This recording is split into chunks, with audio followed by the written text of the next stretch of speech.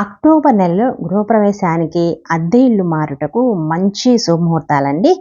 October నెలలో పెద్దగా ఈసారి అంతగా ముహూర్తాలైతే లేవు. గట్టి ముహూర్తమైన బలాలైతే వేస్తున్నాను. అవి కూడా ఒకసారి మీ జాతకం ప్రకారం, మీ పేరు బలాల ప్రకారం ఒకసారి పంతులు గారిని కనుక్కొని మాత్రమే మీరు అర్జెంటు అయితేనే చేసుకోండి. ఎందుకంటే ఈ మాసంలో ఏ లగ్నానికి గ్రహబలం బలంగా లేదు. బాగా విచారించి అత్యవత పరిస్థితుల్లో మాత్రమే ఉపయోగించడం చాలా మంచిది. శరదృతువు ముహూర్తాలైతే ఇవ్వటమైంది. అక్టోబర్ 3 నుంచి నవంబర్ 1 వరకు ముహూర్తాలండి. చాలా ముహూర్తాలే ఉన్నాయి మనకి. కానీ మంచి ముహూర్తాలనేది 6, 7 ఉన్నాయి. అంతే అనమాట. అంటే కొంచెం గ్రహబలం బాగుంది అన్న ముహూర్తాలనమాట. అర్జెంట్ అయిన వాళ్ళు మాత్రమే అద్దెలు మారటానికైతే ప్రిఫర్ చేయండి.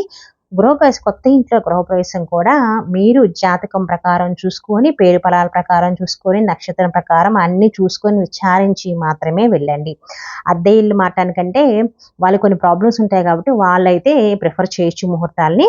అవేంటి అంటే 7, 11, 12, 13, 14, 16, 20, 21, 24 ఇంతేనండి ముహూర్తాలు. మనకి 8 ముహూర్తాలు అనమాట. అంతమించి మిగతా అన్ని పెట్టిన ముహూర్తాలు. గ్రహాలు అంత సరిగ్గా లేవు, బలం అనేది లేదు మన గ్రహాలకి మనకి.